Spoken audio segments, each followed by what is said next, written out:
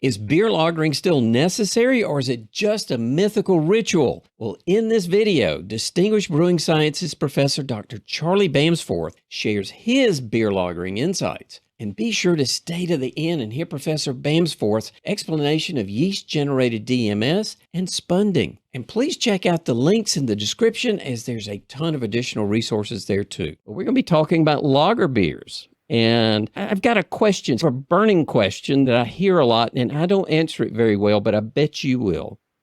So what defines a lager beer? And how would you distinguish it from an ale or a Pilsner? Doug, it's nice to be with you. And basically, a lager is whatever you say it is on the label. There's a famous story from years ago of a brewing company in England, and they had a beer called Long Life, which was a beer originally marketed as beer for the can, as in the container, not a room in the house. And when the English finally discovered lager, they said, we need to get onto that bandwagon, and they just changed the label and called it a lager. So that's the sort of cynical way of defining a lager. And I'm sure there are people in the world who would insist that a lager is where you've got decoction mashing and you've got a certain type of yeast, and then you've got prolonged maturation, the lagering process, lager being the word for to store. I would say that, strictly speaking, a lager is a beer that is fermented using lager yeast, Saccharomyces pastorianus. So any beer that is fermented using this lager yeast is a lager, and any other product is an ale. So, of course, Pilsner is one type of lager originating in Pilsen in the Czech Republic. And, of course, we've got an example of that today. But ales basically are those beers fermented with Saccharomyces cerevisiae, and lagers Saccharomyces pastorianus, otherwise known as bottom fermenting yeast, whereas ale, Saccharomyces cerevisiae, is top fermenting yeast. When we mention Pilsner, how would you distinguish that from an ale or a lager? The Pilsner is a type of lager. Simple as that. And a lot of people, they use the term synonymously. So for a lot of people, if you ask them the question, the non-experts and non-aficionados, should we say, if you said to them, what's a lager? And they would basically use the term lager, Pilsner interchangeably. But of course, Pilsner is just one type of lager of a certain style. There are so many other lagers. There are lagers that have got smoky bacon flavors. There are lagers that are black. There are lagers with some degree of roasted carrot. And of course, we're going to be tasting Scott Ungerman's pride and joy from his last major role in the industry, Anchor Steam, which is a lager for the simple reason that it's produced using Saccharomyces pastorianus, but actually working under ale fermentation and maturation conditions. The polar opposite of that would be the beer in Germany, the Kusch, which is an ale yeast that is produced using lager type processing. But I remember, if I could segue slightly to at the time I was in a brewery not too long ago in London, and I was tasting the ales and the lagers beforehand, and then I did the tour.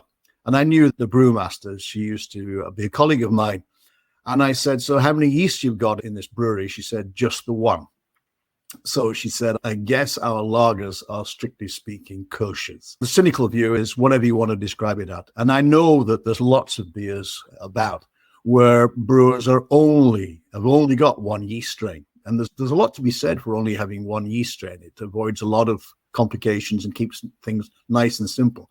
But they're producing a wide range of products and with lots of interesting labels on them. But strictly speaking, a lager is fermented using the bottom fermenting Saccharomyces pastorianus. So the Pilsner is actually a relatively new style of lagers, is it not? Yeah, it originated, Pilsner in the Czech Republic, of course, originated when the good bosses, the council and these sort of dignitaries in Pilsen, in what was then, I think, still Bohemia, these days the Czech Republic, the people of Pilsen were unhappy with their beer. They didn't think it was very good. And so they went out and about, appointed a great brewmaster called Gross, and he went off, learned how to make certain types of pale malts in England. I think he basically spirited away some yeast from Germany and put these together in the style which we now know as Pilsner beer. Yeah. But yeah, Still in Germany, some of the ales are called alts. The old style was the older style of brewing, the ale fermentation technology. But then lagers progressively came in, particularly when brewers were forbidden from brewing in the summer months, and they wanted beers that were brewed and then aged and matured and stored in cellars. And I don't think we really want to dig too deep into the history today, but what we really need to be talking about is it possible for pretty much any brewer on any scale to make a lager beer? And I would argue the case is absolutely yes. So there is no reason why any home brewer, for example, should be intimidated by the concept of producing a lager style beer. They can do it. So in the chat, there's a good bit of discussion that, and Crispy was asking this, aren't lagers technically fermented cold? So what do you think about temperatures, especially in the realm of anybody brewing a lager? I will, a little later on, I'd like to hold my fire on that, but I will point out that for a good number of years, I was with the Bass Brewing Company in UK. We, in our stable of products, the biggest selling brand of beer was Carling Black Label. And this still, I understand, is the number one beer brand in the UK, certainly in England. And let me tell you that some fairly high temperatures were employed in the production of Carling Black Label. It was a lager yeast. And yeah, the lager yeast, if you analyze Saccharomyces pastori, it is less tolerant of temperature than Saccharomyces cerevisiae, but it's not that sensitive.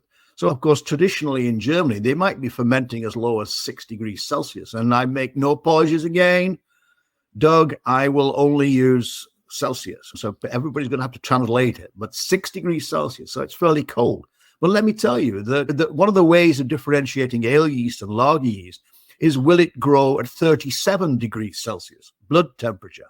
And ale strains will grow at 37. Now, lager strains won't, but they will certainly grow and yes, you'll get a different flavor spectrum. But who is to say what's right and what's wrong? It's what you want. And if you produce a beer in a certain style, there's no magic descriptor that you have to have there for lager beers. And later on, we'll talk about a flavor note that I personally like, and is certainly a feature of lagers produced in England, but which the Germans hate. And yet the Germans have got it in their beer, more so than the English. Whether it should be or there should not be S's in there, there's no rule about what that should be, as long as you make your beer consistently every time. So can you make a lager using higher fermentation conditions? Yes, you can. You certainly can. Again, it comes back to, are you using a lager yeast? That strictly is the only differentiation as far as I'm concerned. And just a word there, Doug, about this yeast. You can't isolate lager yeast from nature. So you can isolate ale yeast from all over the world in nature. But you can't isolate from the wild, you can't isolate lager yeast. It arose relatively recently in the way of things, and we're talking hundreds of years and not millions. It arose by an ale yeast, Saccharomyces cerevisiae, melding with a yeast called Saccharomyces eubayanus, which actually is a wine yeast. Now, eubayanus you can isolate from nature. So the way I like to describe it is somebody dimmed the lights, played some soft music, and these two yeast strains got together and merged, and they made Saccharomyces pastorianus, which is, it's got 50% more DNA than ale yeast. It's more complex. It's got more enzyme potential to make different types of enzyme. So yeah, it does prefer lower temperatures, but it's not precluded from, it's not prevented from fermenting at higher temperatures. One of the beers that you suggested that would be very illustrative of our talks was the Pilsner Urquell. Absolutely. You want to get into why you chose a Pilsner Urquell? It's possibly one of the most famous lager beers there is. Of course, the word Urquell means original source. So Pilsner Urquell is basically the original beer from Pilsen in the Czech Republic. And let me tell you, and I will say this now, that there are certain characteristics, or a certain characteristic of Pilsner Urquell that I'm personally not a fan of. But they drink more beer in the Czech Republic than any other country in the world. So who am I to say it's wrong? But I think you've got a bit of a film clip here Doug, have you not? I put actually 3 of them together from Václav Burka, who is the head brewer emeritus at the Pilsner Urquell, and he's been nice enough to put a couple of these together and may have some more for us. Hello, brewmasters. I'm very glad that you decided to make a tasting of Pilsner Urquell. I'm staying in front of historical gate of Pilsner Brewery, and this is brewery which gives to the beer category Pilsner. Here in Pilsen, we brew the beer from 1295, when King Wenzel II delegated to all citizens privilege brew the beer. But because the quality was variable, citizens decided to build this new and modern brewery, and was born excellent beer Pilsner Urquell. It was different because still this time the beer here in Bohemia was dark and cloudy because of using dark malt and upper fermentation yeast.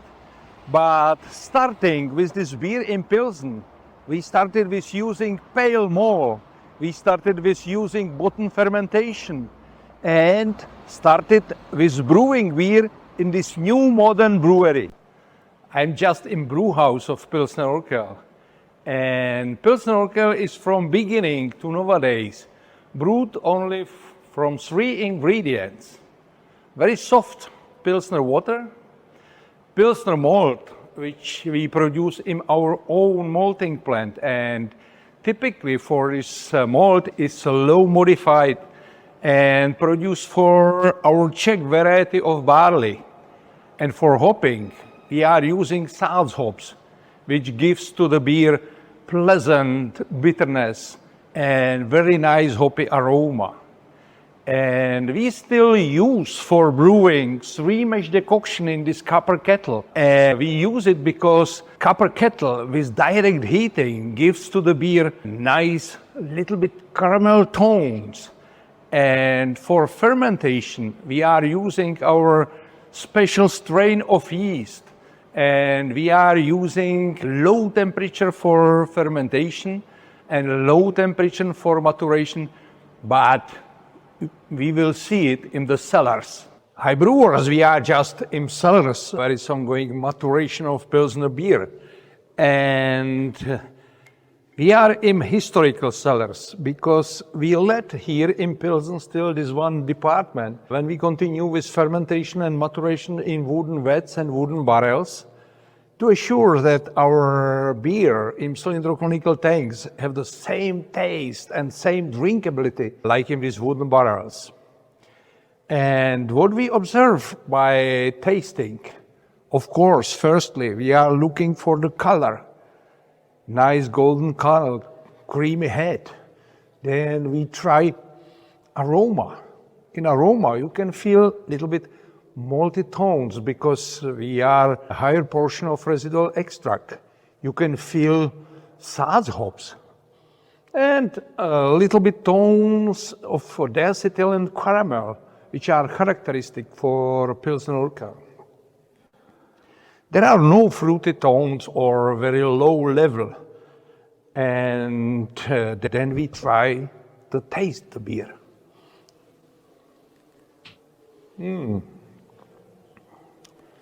Nice, very pleasant bitterness is in the first sip. But the bitter taste is very well balanced in short time with sweetness of this residual extract. And both these parameters are leading to another sip. And this is drinkability. Enjoy it. Yeah, that is a bucket trip list without a doubt. I'm envious of anybody that gets to do that one. Have you been there, Charlie? I haven't, but there's one word there that I really don't like, and that's diacetyl. Yeah, but did yours have any? I'm getting ready to open mine, but I usually don't taste diacetyl in them anymore. Why do you think that is? No. As I'm fond of saying, beer is never better than when it's first been brewed, consumed as close to the brewery as possible. This beer has traveled a long way. If I look at the label, there's absolutely no indication of when it was brewed, how old this is. But And I'm not being disrespectful. I think they're a wonderful brewing company and they've got great ideals and principles. But this beer is stale. And any diacetyl that was on it has completely disappeared. So I understand. I know it's supposed to be there. One of the people I brought into the industry years ago was Catherine Smart, these days Professor Catherine Smart. And when she was with a previous employer, of course, they produced Pilsner Urquell. And she would give it to me. And I said, no, I can't drink that. I don't like the diacetyl. But that diacetyl has been replaced now with age character in this product. And so there's so much to be said for whether it's brewing under license or building a brewery close to where you want to sell it and so on. I understand you don't have the romance of that beautiful old facility and that beautiful location in the Czech Republic. But what you're trading is that tradition and that all those messages and the branding and so on, with the fact that it's traveled thousands of miles through whoever knows what set of conditions and how they've been stored and so on. By the time it gets to me now, it is not the Pilsner Urquell as I would expect to be consuming it if I went to the Czech Republic. So it's got a very pronounced, grainy, harsh character, what I've got in front of me now. It's 4.4% ABV. It's 4.4% ABV, 40 IBU. None of that diacetyl character. And I can't get any of the late hop character. Now, I love Sart's hops. It's possibly my favorite hop variety. And of course, what he was talking about was the late hop character, where adding a proportion of those Sart's hops very late in kettle boil, and so that some of the character will come through. It'll be modified, it'll be transformed by the yeast, and you'll get certain enzyme catalyzed changes taking place to give this very subtle late hop character. So we're not talking the intense dry hop character you get on, say, a US or a North American IPA. We're talking about this subtle late hop character. I'm quite sure that if I got on an airplane and I flew over there, I'd get it, even amongst all the diacetyl, but I'm not getting it here. So this beer has not traveled well. It's not traveled well. And anybody who is consuming a Pilsner Urquell in this country is not sampling. Is generally held up to be their form of excellence in the Czech Republic. I'm wittering on about it, but freshness to me is so important. And it looked great, didn't it, when he was holding up with the candle and so on, and drinkability. When you've got some of the characters that I'm getting in this product, that's not going to be that's not drinkability. We're going to be talking about different kinds of lagers. So how would you characterize? Is there a term for the Pilsner that would distinguish it? For example, the Anchor Steam we've got coming up? There are different types of lager. So this is a Pilsner, obviously. The name's on the label. And as you said to me earlier on, if you're in the Czech Republic and you ask for a Pilsner, they're going to give you Pilsner Urquell, despite the fact that there are other brands. Bass used to have a brand called Staropramen in the Czech Republic. And of course, then there's Budvar. But of course, there are many other types of lagers. And we're going to be having two of those later on, or I certainly am, and I think you are too, Doug. But there are many others. There are Rauch beers. Those are the ones made with the smoked malt, which are particularly popular in Bamberg. And irrespective of whether you buy this country, you can buy the famous company that produces them, and you can buy the Märzen, which is the March, the spring beer. And you can buy the Urbock, which is a stronger lager. But when it comes to that particular type of product, the Rauch beer, they've all got this smoky character due to when they dry the malt, they've got a stream of burning beechwood there, which is giving this smoky bacon type of character. So I've mentioned the bocks, and there are many different types of bocks as well. There are darker bocks, there are Maibocks, there are double bocks, and these tend to be stronger. Usually got a goat on the label because that's a symbol of strength. The Märzens, which tend to be more of the malty side of things. The Helles, of course, the pale, and we've got an example of that later on. The Schwarz beers, which are black lagers, and I'm missing others. Of course, California Common, with the only example that can be labeled as steam beer, of course, being Anchor Steam beer, because Fritz Maytag protected that term. So many people think lager, it's got to be made by decoction mashing. And he used the term direct fired as well. And you've got to have all of that technology. You've got to have this prolonged storage in those beautiful cellars and so on. No, you don't need any of that. The decoction mashing originated from a time when the malt wasn't of the best quality. And in times when they didn't even have thermometers to monitor temperature, but they worked it out by trial and error, how to get the most out of not the best malt in the world. These days, we have wonderful malts modified to the extent they want. He mentioned not particularly well modified. Obviously, they're looking for a fair amount of residual extract. They feel that's right for that product. But it doesn't have to be that way. You can make perfectly good lagers that have essentially no residual extract. They're very popular in the United States of America. So there's no rule about why you have to do all those things. Now, if Pilsner Urquell went from the triple decoction mashing, they didn't have that particular malt, and they fermented at a different temperature, and they didn't have prolonged maturation, would it be different? Yes, it would be different. So the golden rule to quality for any brand is to do things the same every time. So the customer is getting what they expect to have. And if any of those things change, then if any of the process changes change, you'd expect the product to be different. But that doesn't mean you have to start with that. So if you're developing a new beer and producing a new brand, even if it's a brand in your own home, you don't have to do it that way. You can do it in other ways and still make lager beer. And of course, if you are wanting to present to the customer the same beer every time, it brings me back to the fact that a beer that's traveled thousands of miles without any particular precautions to keep it fresh, like cold distribution, you are not giving the customer the product that you are proud of. Charlie, we're going to move on to the Anchor Steam shortly, but as we contrast the two, what do you think about maturation time? Do you have any idea what the maturation time is at Pilsner Urquell, maybe versus Anchor Steam? I would think it would be shorter in Anchor Steam, and I'm sure Scott will correct me if I'm wrong on that.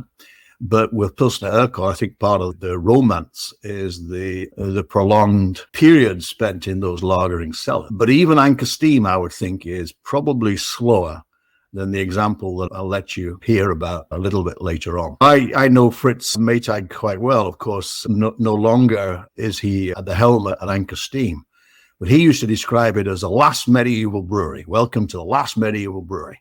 And very proud of the malt and hop character on that. But the character of Anchor Steam is very different, a very different nature to what we've just been tasting. Can you speculate how long you think Pilsner Urquell has to mature? I would say it's a period of several weeks, if not a small number of months, I would say. I will ask Václav. Now, I did ask Scott Ungerman, since that was our main topic. And Scott said that Anchor Steam is about 2 weeks, maybe a little more, depending on where the diacetyl is. I'm intrigued by that, and I should have a beer with him sometime and go and ride through the diacetyl. Let me tell you, it's fairly straightforward to get quite a lot of diacetyl, and I believe it's very straightforward to get no diacetyl. But achieving a specific finite amount of diacetyl, which is detectable but not making you stink of popcorn, buttered popcorn all the time. I would think that's quite a challenge. And perhaps it is the sort of the maturation time that is one of the controlling factors. Perhaps we should take a look at Scott in action. It's a rich, multi-complex lager, but the fermentation produces the aromatics that are key to what makes Anchor so unique, and really it's the ester profile. And the esters are produced in that relatively warm, open fermentation with very low static head pressure on the yeast, allows it to really kick out some esters. And those esters give you that floral bouquet and some nice fruitiness. That is why I think a lot of people first, when they taste it, believe it's an ale, but it is a lager that's fermented in a different way, and it's really the ester profile that jumps out.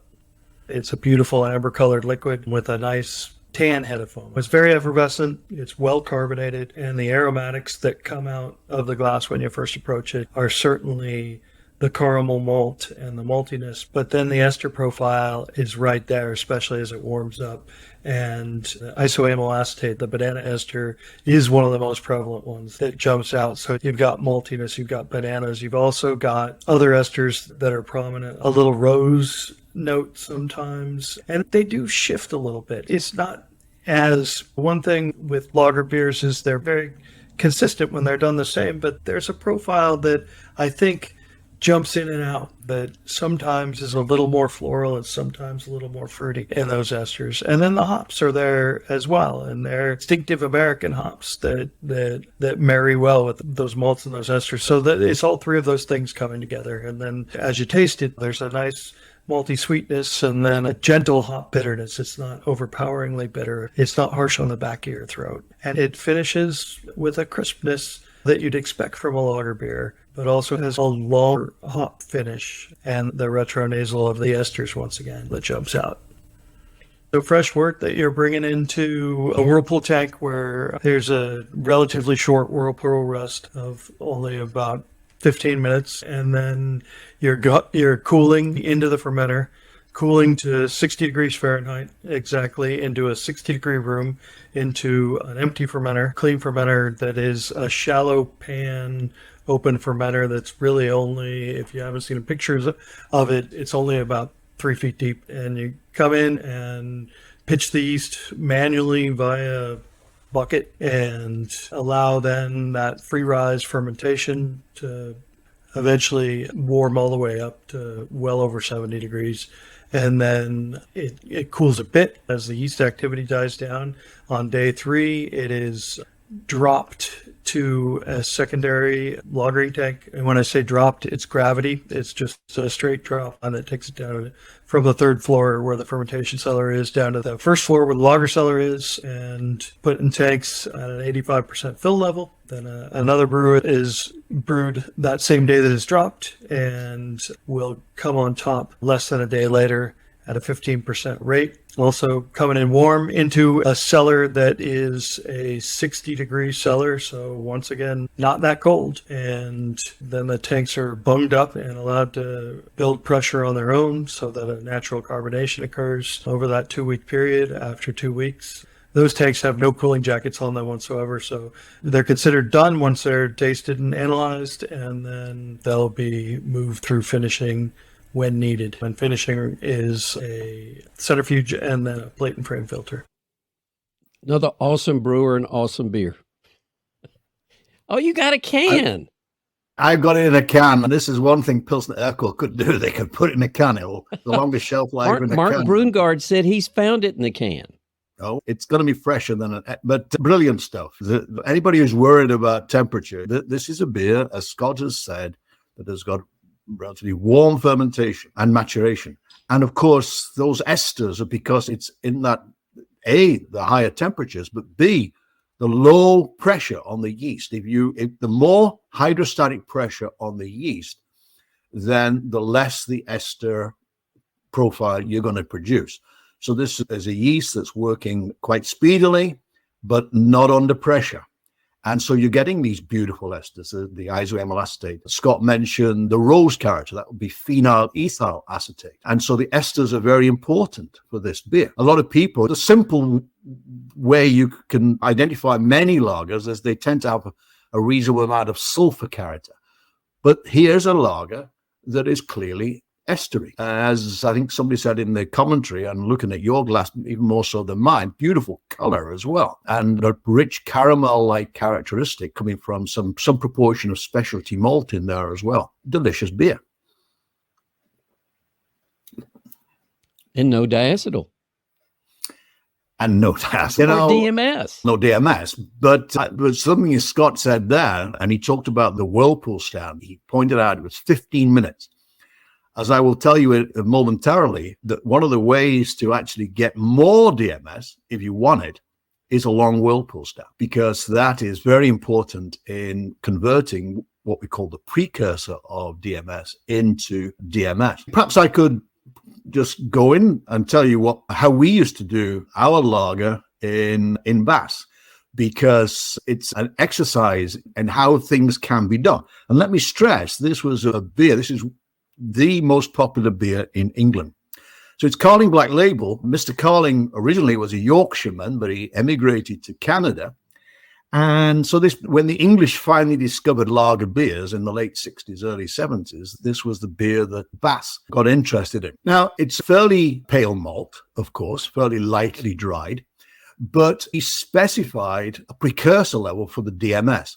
Let me just go back and say that in the early 70s, the Brewing Research Foundation in England, they analyzed all these German beers. They wanted to know what it was. What was the characteristic of these Germanic Helles type beers?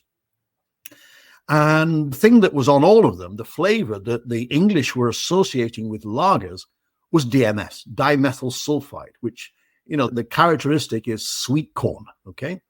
So the brewers were deciding you needed a certain amount of DMS, not too little, because you didn't have lager character, but not too much, because then it went over more in the blackcurrant area. And that most of the DMS comes from a precursor, which is in the malt. It's called SMM. Some people call it DMSP for DMS precursor. And this is broken down by heat. So you've got to regulate the kilning on the malt. If you have not too much kilning, if you have fairly light colored malt, then you get more of this DMS precursor. But if you heat it more intensely, you get less of it. So we specified how much of this precursor should be present in the malt.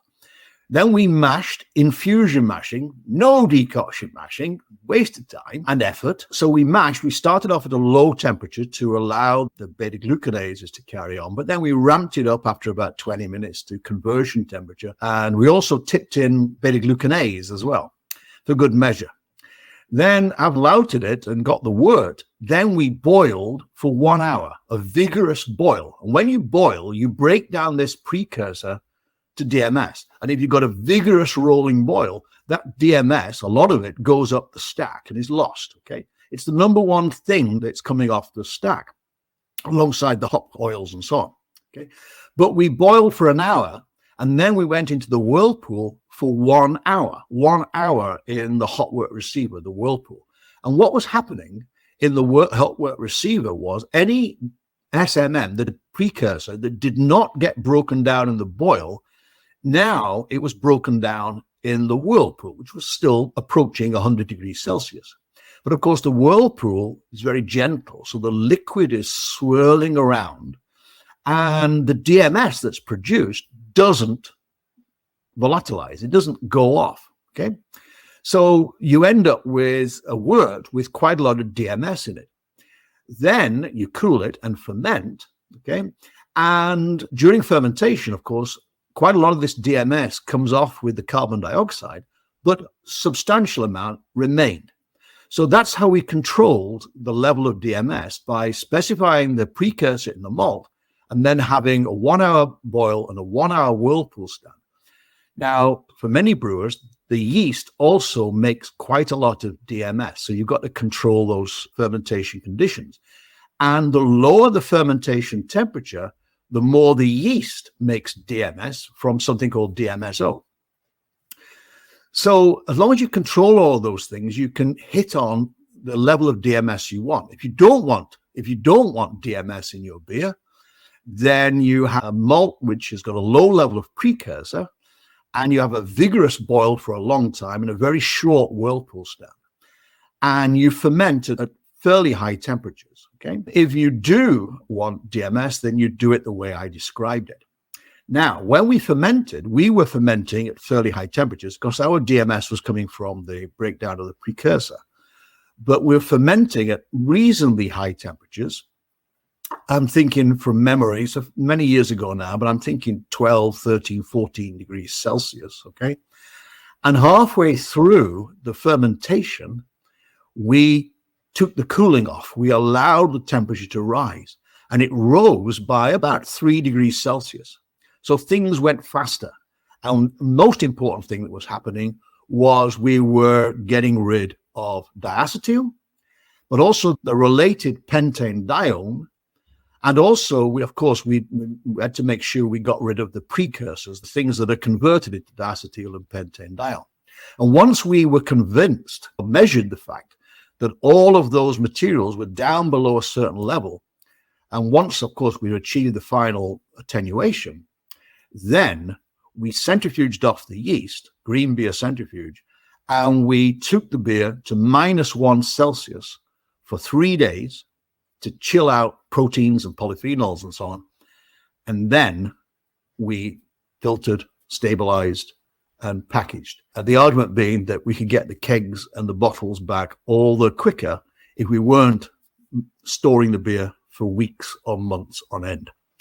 So basically, the maturation period was about 3 days. So we've gone from 5 to 6 weeks to 2 weeks in the Anchor Steam. And you've talked a lot about DMS, and I think DMS is a big part of the profile of the next beer. Yeah, so this is Spaten. Spaten is one of the original lager beers from Munich. Back in Munich, they used to have darker beers called the Muschners, but the Spaten company, and the famous name there is a guy called Sedlmayr. He and his colleagues came up with this, a paler version of the product. And this is a Helles. This is a Helles style beer. Very pale indeed. So if you pour it out, you'll see that the color is extremely gentle. It's extremely, and what that means is that there's a lot of this DMS precursor in there. Okay, this SMM precursor is in there.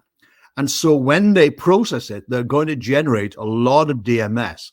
So this product has got a lot of sulfur on the nose. And if the closest you're going to get to this in the United States is Rolling Rock. So Rolling Rock is made from extremely pale malt. And I'm pretty confident they too have a long hot work stand, long whirlpool stand. And so you're generating a lot of DMS. So as I say, lagers often err on the side of sulfur rather than esters. Now, just going back to Carling Black Label, you would say to me, surely if you're fermenting at higher temperatures, you're going to produce that much more ester. And the answer is yes, you are. But it was part of the signature of that product. There is no absolute right and wrong. You can have lagers that have got diacetyl in them. I don't like them. I like my lagers with DMS in them. Not everybody does. But this, to me, is a very good pale lager beer. So I'm getting some degree of bready character. I'm getting the maltiness, which I'd expect. I'm getting that canned corn, the sweet corn type of character. Not particularly bitter. I think this one has got a bitterness around 21 IBU. It's 5.2% alcohol. Very refreshing, very drinkable beer. And fresh as well.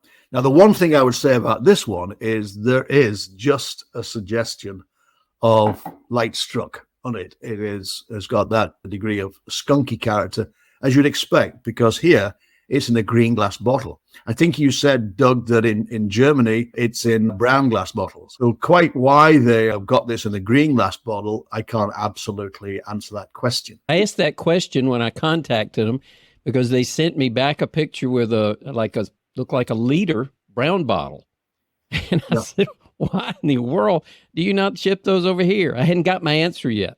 No. But I did get a short video from Charles Nowen. You want me to show that? It's only about 40 seconds long, but it's a tour of the brewery. Yeah, I agree, Crispy. I think it's the Heineken influence. All right. So here's another. This just has music in the video, and I did not shoot this. This came from Charles Nowen. And so here we go.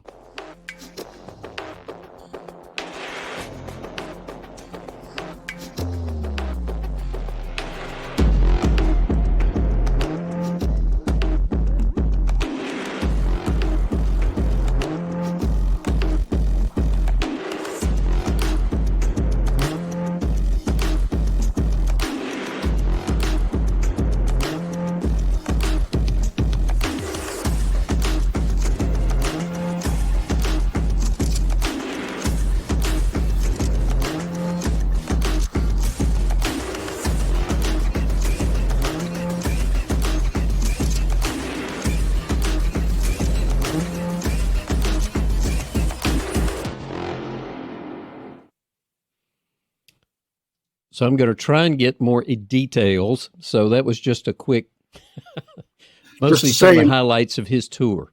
Yeah, just to say in passing that Spaten, of course, these days is part of the AB InBev Corporation. Of course, Anchor Steam is owned by Sapporo these days. And Pilsner Urquell, of course, Asahi. I noticed from the questions there that somebody said yeast can't make DMS. I can assure you most definitely it does make DMS because I did all that work. And the enzyme that does it is called methionine sulfoxide reductase. And it's a 3-protein system with thyroidoxin and thyroidoxin reductase. And it happens to use DMSO as well as methionine sulfoxide, but not as efficiently. But it does make DMS. Charlie, I've lined up the beers. I thought that might make an interesting comparison in the color. I intentionally used the same glassware. Let me squish them together a little bit.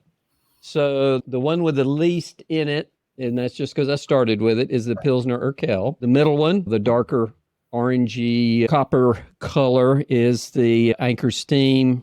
And then, of course, the lightest one in the group is the Spaten. Yeah. And all beautiful appearances there as well. So congratulations on your glass handling there, Mr. Piper. They're all very appealing in appearance. And of course, the foam is very important, particularly in the Czech Republic. If I could just segue slightly and ask facetiously, I'm not sure if the volumes of beer in the Czech Republic include that foam. So if they're serving glasses full of foam, then and they're calling it a liter, then that may explain something. But I'm being facetious and just being naughty. Now, Keith makes an interesting point. He said that you were the first one to publish that yeast makes DMS. We were the first people to show what it makes it from. And other people had speculated before that yeast made DMS. In fact, when I joined the Bass Brewing Company, they said, welcome to Bass. Our yeast does not make DMS, but it does because I showed it as well. So we were the people to show that it was dimethyl sulfoxide. So very briefly, what happens is when you kiln malt, you actually produce DMSO as well. Now, the reality is that the more robustly you kiln the malt, the higher the temperatures you go to, curing temperatures, you produce more DMSO. You produce under those conditions, and then the DMSO, which is not volatile, very soluble, the yeast will reduce typically about 10 to 20% of it into DMS. There was a famous study from Interbrew back in the day in Leuven, and they used labels to show that 80% of the DMS, presumably in Stella Artois, actually comes from DMSO reduction by. So there is absolutely no doubt that yeast does make DMS and DMSO, but I don't consider it important as a specification, the DMSO levels, because you've got so much DMS precursor, S-methylmethionine, SMM, that really overrides it. But for most beers, but yeast does make DMS from DMS, and the lower the fermentation temperature, the more it does it. So if you got the classic Germans at 8 degrees Celsius, that yeast is making more DMS than, say, it was working at 12, 14 degrees Celsius, which is why at Bass, for Carling, we focused on the SMM. So, Charlie, we promised to go over carbonation and spunding and some of the various things. Can you touch on that? Yeah, so one of the traditional roles for lagering was all to do with natural carbonation. Of course, these days, in this day and age, you can actually have carbonation using pinpoint injection and this sort of technology. There are membranes that are available, hydrophobic membranes, that are very exciting to me because not only can you adjust the carbonation, but you can also use them to remove oxygen. And if you're tempted to put nitrogen into your beer, you can use them as a way to introduce nitrogen. I'm fascinated. The word spunding, it's something that ever since I was joined the industry in 1978, is not a word that has been in my vocabulary. And indeed, my dear friend, who I've known for more than 50 years, Chris Bolton, I was interested to see whether he had the word in his dictionary of brewing, and he does not have the word spunding in there. But of course, what we're talking about is basically putting a cap on the fermenter and keeping the CO2 in that fermenter. The only things I would say about that are these: if you do put more pressure on that yeast, you will suppress the production of any esters. Now, you may want that. But the only other thing I would say is be very careful and follow the guidelines. And I know there are things called spunding valves and so on. Be very careful because you don't want to explode anything, but it is obviously a one way of keeping the CO2 in there. Some people talk about whether the quality of the CO2 is different, whether it's produced naturally, for example, through natural conditioning, bottle conditioning, different to that when you have, say, pinpoint carbonation. There may be possible explanations for that. In fact, I've just written a paper for the Journal of the Institute of Brewing, which will be out soon, where I talk about the myths and the realities of prolonged maturation and whether it influences things like perceived carbonation. But there are various ways of doing it, but spunding, be careful. And if you've learned anything new, make sure to hit that like and subscribe, and especially the notification bell. Share in the comments what you think about lagering. Your views, your comments, and feedback help the channel out immensely. Note this is a highlights from a longer live event, and the link is in the description.